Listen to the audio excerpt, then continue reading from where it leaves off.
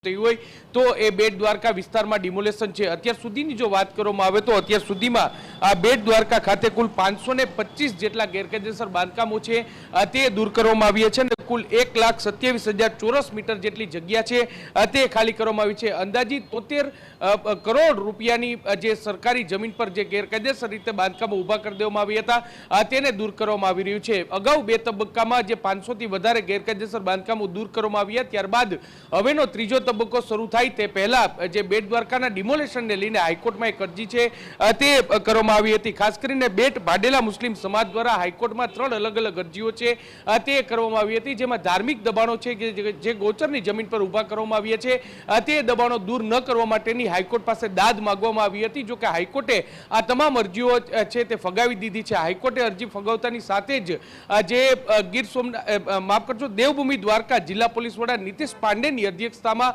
જે અને ખાસ કરીને જે રાજકોટ રેન્જ આઈજી અશોકકુમાર યાદવના સીધા સુપરવિઝન હેઠળ જે હાઈકોર્ટના આદેશ બાદ તુરંત જ આ ડિમોલેશનની કામગીરી છે તે હાથ ધરવામાં આવી રહી છે। ખાસ કરીને જે બેટ દ્વારકામાં કુલ 8 જેટલા સ્ટ્રક્ચર છે તે અત્યારે તોડી પાડવાનું કામગીરી છે તે કરવામાં આવી રહી છે। ચુસ્ત પોલીસ બંદોબસ્ત હશે વચ્ચે અને કોઈ પણ પ્રકારની કાયદો અને વ્યવસ્થાની સ્થિતિ ન કથળે તે પ્રમાણે આયોજનબદ્ધ રીતે આ તમામ ડિમોલેશન છે તે કરવામાં આવી રહ્યું છે અને તમામ જે ધાર્મિક અને જે ગેરકાયદેસર દબાણો છે તેને અત્યારે દૂર કરવામાં આવી રહ્યા છે। જી જયેશ। આભાર મોહિત, તમામ ગતિવિધિઓ પર આપ નજર રાખતા રહેજો। તો આ ત્રીજા તબક્કાનું ડિમોલેશન શરૂ થયું છે અને 8 એવા મોટા સ્ટ્રક્ચર કે જેને તોડી પાડવામાં આવશે। આ પહેલાં હાઈકોર્ટની અંદર 3 અલગ અલગ અરજી થઈ હતી કે જેની પર આ ડિમોલેશનની રોક લગાવવા માટેની રજૂઆત હતી, પરંતુ આ હાઈકોર્ટે આ 3 અરજી ફગાવી દીધી છે। તો રેન્જ આઈજી એવા અશોકકુમાર યાદવ આપણી સાથે જોડાયા છે। અશોકજી, સ્વાગત। ખાસ કરીને આ ડિમોલિશનની જે કામગીરી હવે ચાલી રહી છે, હાઈકોર્ટે રોક હટાવી, ત્યારબાદ કયા કયા એવા વિસ્તારો છે કે જ્યાં આ ડિમોલિશનની કામગીરી હાથ ધરાશે? અશોકજી, એ દેવભૂમિ દ્વારકા જિલ્લામાં ગુજરાત હાઈકોર્ટ દ્વારા જે ડિમોલિશનની રોક હતી એ હટાવવામાં આવેલી છે અને એના પછી પોલીસ દ્વારા આજે બેટ દ્વારકાના 2 અલગ અલગ લોકેશન ઉપર તમામ પ્રકારના જે ઇલીગલ એન્ક્રોચમેન્ટ અને ઇલીગલ કન્સ્ટ્રક્શન્સ હતા એ બધાને દૂર કરવાની કામગીરી અત્યારે મેગા ડિમોલિશન ઝુંબેશમાં ચાલુ છે।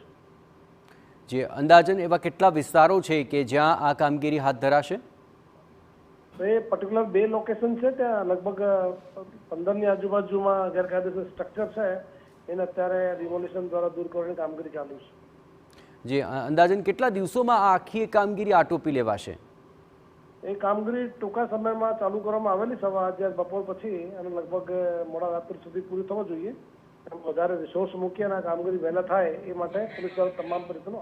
જી, ખૂબ ખૂબ આભાર આપનો। તો આખરે આ ત્રીજા તબક્કાની જે આખી જે કામગીરી છે તે ચાલી રહી છે। બીજી તરફ